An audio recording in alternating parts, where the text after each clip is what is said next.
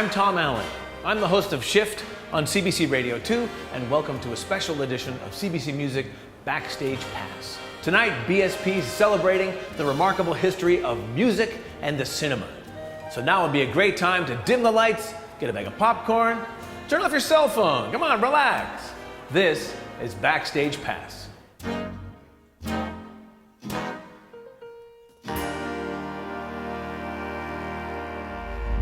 Welcome back. We're here just outside the CBC's movie and television vault. We decided to take a closer look at some of the most popular movie melodies of all time and ask a few probing questions. Like, is it true that one of the most quoted melodies in all cinematic history was written by God? Did Beethoven really rip off the opening notes of the Star Trek theme? And where did we get the do in Do, Re, Mi? The answers might surprise you. Have a look. Let's start at the very beginning. A very good place to start. When you read, you begin with A, B, C. When you sing, you begin with Oot, Re, Mi. Oot. That's right. The names we use for musical notes date back about 1,000 years to a Benedictine monastery in the Italian city of Arezzo. At the time, music had changed very quickly in a short space of time, so the monks in Arezzo were confused about which note was which, until their leader, the great Guido d'Arezzo, fell on the brilliant idea of giving each note a name. He took a prayer they all knew very well. Ut queant laxis. They said it every day. It's a plea to St. John the Baptist that he might loosen their throats so they could sing more freely. Guido named the notes of the scale using the first syllable in each line of that prayer. Oot. Re, mi, fa, so, la, si. And by the way, that last one, C, S-I, standing for Sancte Johannes, or St. John, was changed to T in 1841 by a music educator named Sarah Glover. From the mystery of the saints to tea, a drink with jam and bread. She was English. Tom, can we get back to Guido d'Arezzo? Guido's system worked so well that it quickly spread across Europe and became known as solfa singing, or solfège, as it's still called by music teachers around the world today. It was fantastic, but there was a problem. 6 of those note names were perfect. Good, strong consonants at the beginning, nice open vowel sound at the end, like re, mi, or fa.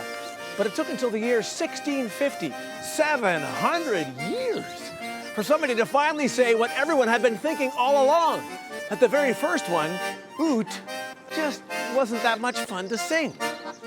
The guy who fixed that problem was a musicologist named Giovanni Doni. And I guess he figured if somebody was going to be immortalized in song, it may as well be him.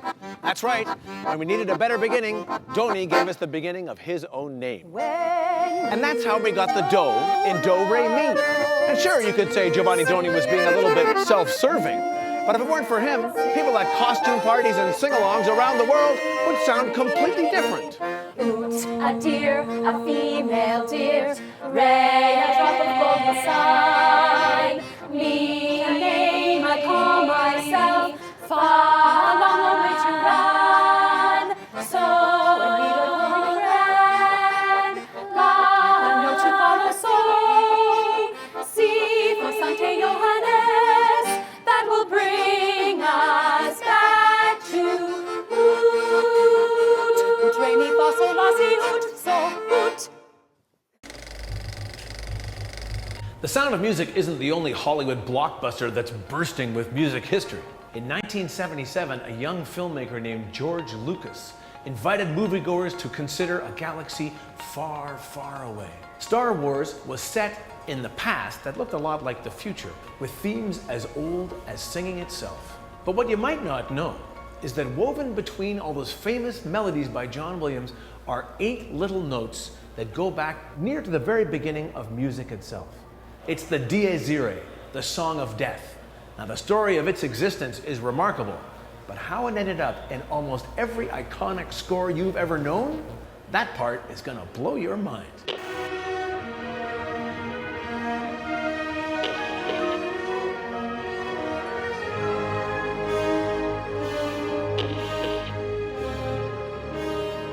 Star Wars was all about the future. But the music behind that famous scene you just saw, the tune at the very end, it goes back to the very beginning of musical time. It's the Dies Irae, the medieval chant for the dead. It's at least 1,300 years old, probably more. A musical depiction of the day of wrath, when all souls will be judged for their time on earth. In Western musical terms, it is truly the song of death.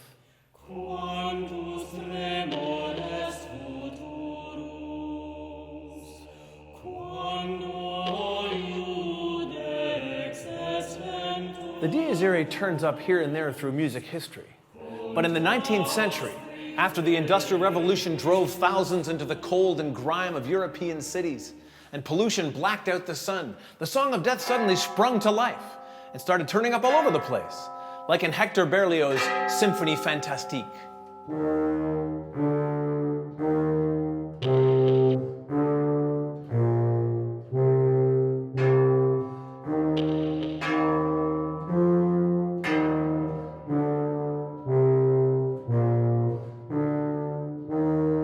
The Dies Irae also appears in almost everything written by the great Russian romantic Sergei Rachmaninoff.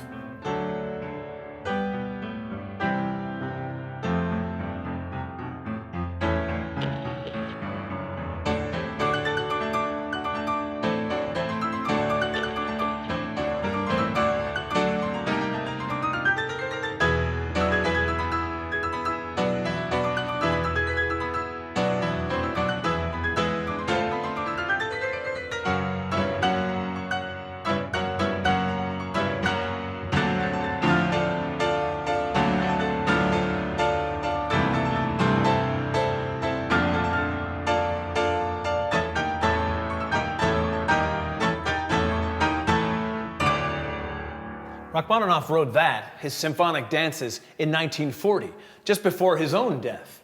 He was living, oddly enough, at the time in Beverly Hills, along with flocks of other European composers who'd escaped the war and the death camps to come to America. One of those was Dmitri Tiomkin, who started as a classical pianist, but ended up as a film score composer. He wrote the music behind Frank Capra's 1942 classic, It's a Wonderful Life.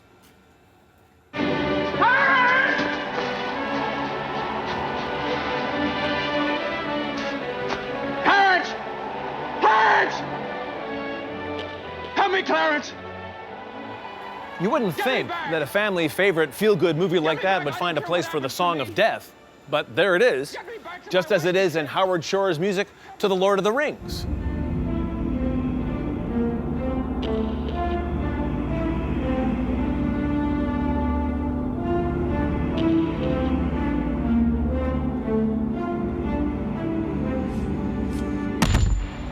Even Disney doesn't get a pass on this one, because the Dies Irae turns up, believe it or not, in The Lion King.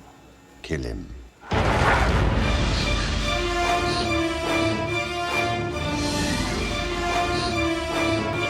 Dies Irae is also part of what made Mike Oldfield's Tubular Bells the greatest selling instrumental recording in history, and the perfect choice for the opening music to the 1973 horror classic, The Exorcist.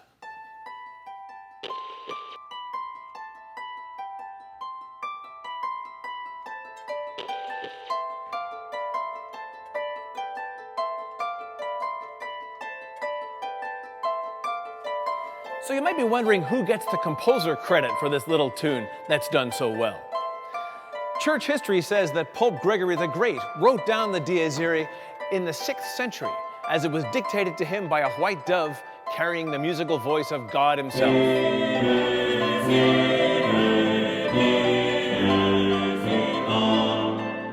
So, who wrote the Song of Death?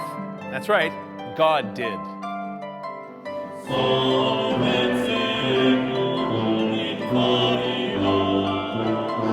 Now, you can believe that or not, but considering this little tune has so far survived 40 human generations and is only now just beginning to show its true power and momentum, it's worth remembering that no matter who wrote it, we all have to sing it eventually.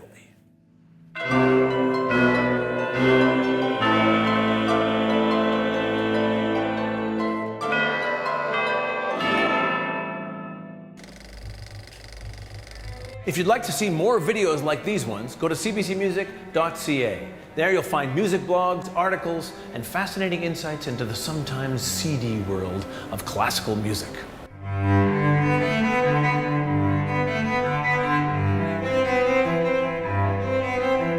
Coming up next, BSP takes you on a journey through musical space and time.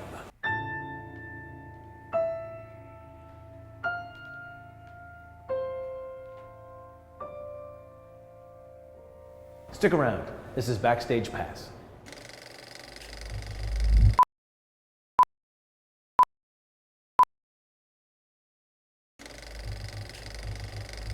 Welcome back to CBC Music Backstage Pass. I'm your guest host, Tom Allen. We're here just outside the CBC's movie and television vault. In this episode, we're looking at the fascinating and sometimes quirky origins of movie melodies. For example, consider these 5 notes.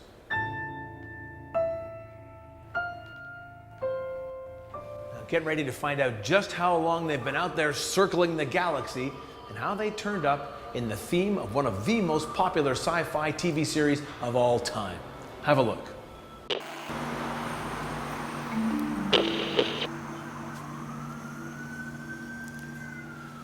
So what would you say is the earliest form of social media? Facebook? The internet?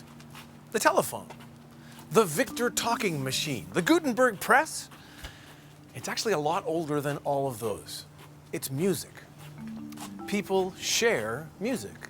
People have always shared music. It's a natural thing. You hear a tune that you like, so it stays stuck in your head. Pretty soon you're singing it yourself, and the next thing you know, you hear your neighbor singing it too. Now, if what you hear is your neighbor's hit recording of your tune, and where you hear it is blaring out of the speakers on the Lamborghini that he just bought, with royalties from the sales of his hit recording of your tune, well, you could sue him. But legally or not, this kind of thing has been happening for as long as people have been singing. And that, in human terms, is pretty much forever. And sometimes, when a musician copies another musician, it isn't an act of theft, it's an honor. But let me show you what I mean. Here, come on in. This is Jamie Parker, and he's here to play something for us. It wasn't written for the piano, it was written for an orchestra, but that's okay, it'll work fine. It's Gustav Mahler's Symphony No. 1, the very opening of the piece. He wrote it in 1888.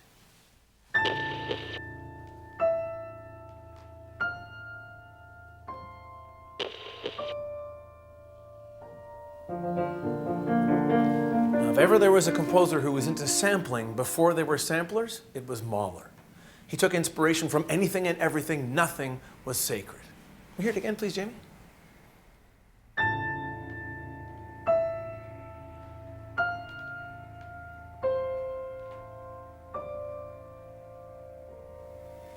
Now, the thing is, Mahler didn't actually write that. I mean, it sounds like Mahler, works perfectly where he used it, but he didn't make it up. He copied it. When Mahler was 17, he was a student at the Vienna Conservatory, and that year there was a concert over the Christmas break, a brand new piece by Vienna's own living musical grandpa, Johannes Brahms. Now Brahms, well, he wasn't what you call an easygoing guy. He was plagued with self-doubt. But even he had to admit, when he was writing his second symphony, that things were going pretty darn well. The piece is joyous and buoyant and lighthearted, right up until a tense little transition in the middle of the last movement.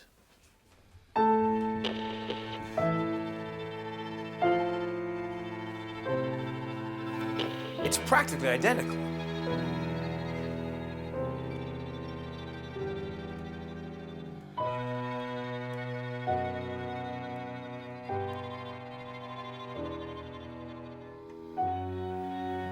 You see, Mahler got it from Brahms.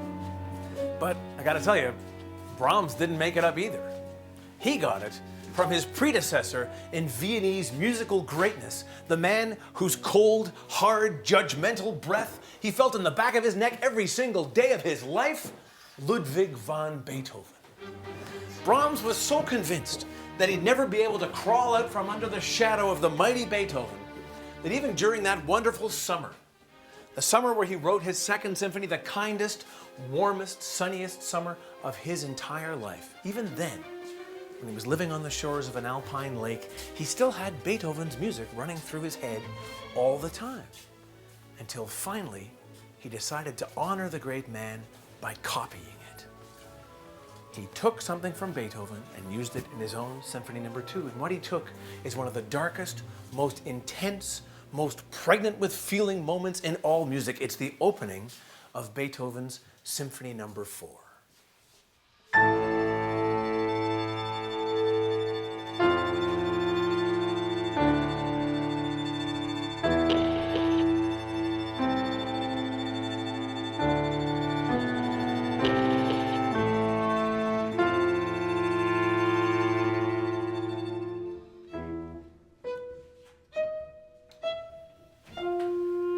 You see, Mahler got it from Brahms.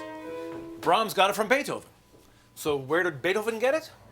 Well, this is where things get just a little bit weird. Because that little pattern, down a fourth, up a step, down a fourth, and so on,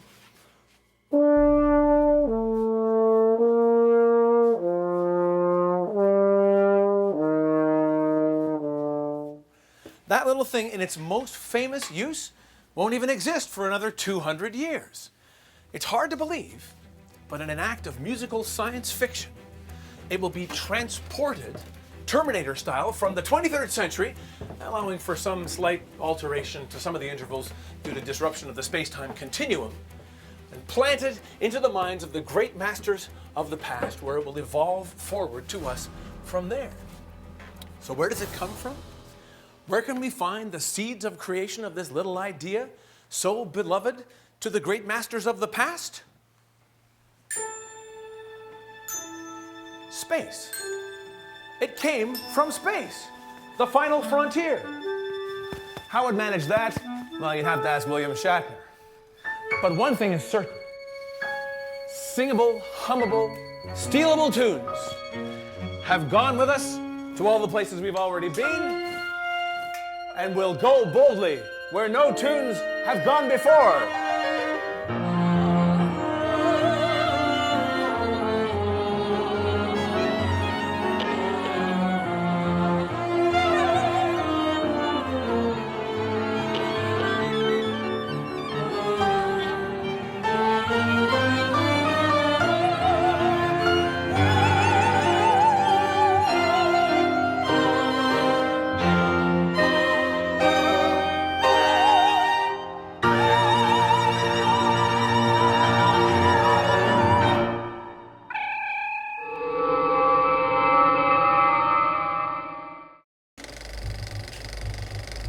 CBCmusic.ca is a place for people who love music. We have exclusive videos, we got blogs, over 50 music streams. It's a community of people just like you. So join us, cbcmusic.ca.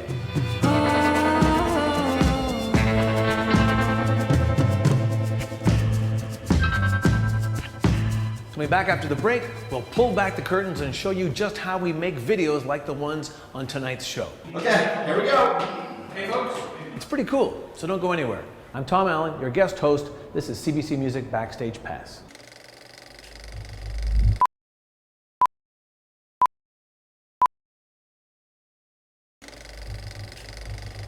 Welcome back to CBC Music Backstage Pass. I'm your guest host, Tom Allen, here outside the CBC's movie and television vault. In tonight's episode, we've been exploring the veiled history of some of cinema's most popular melodies. Here's a behind-the-scenes view of how we did it. Dies irae, dies illa. As you can see, we're kind of setting up here in the sanctuary of Bishop Strawn's school. The last part of what's going to probably be about a 5, 6, maybe 7-minute video that snakes all the way through the campus of Bishop Strawn, through a courtyard, ending here in this sanctuary. Okay, here we go. Making this kind of video, which is the second time we've done this, it's really fun. I honestly am not quite sure when we decided we should make these videos in a single take, one shot with no edits, but that's what we do. There's a lot of choreography, a lot of camera choreography to do this. We've done a bunch of rehearsals, and we We've blocked it out as best we can, but a lot of this is going to be really organic, and that's the fun part of making these videos, is that you just don't know what's going to happen. Unlike the first two that we did, this one's not one long single take, it's a bunch of different takes. It's a celebration of the great scene from The Sound of Music in which Julie Andrews teaches the Von Trapp family kids Do, Re, Mi. We are setting up for a bridge scene, scene 2. This is where Tom Allen and our accordionist Joe take us back through time to find out a little bit about Guido d'Arezzo. It was fantastic, but there was a problem. The wind has almost made my job impossible. That and flying planes. Let's try it again. Just sounded really Just proximity is going to be a problem, right? And if you just face that way. You've got to be bloody kidding me. Fire alarm?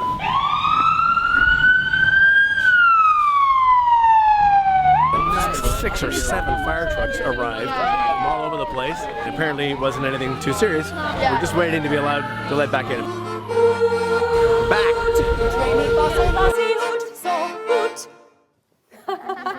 Do, re, mi, take 4, scene 4. That's it for this special edition of CBC Music Backstage Pass. I'm your guest host, Tom Allen. It's been such a pleasure being here. Thank you for letting me into your home. Don't forget to see and share any of our videos. Visit us at cbcmusic.ca. Have a good night.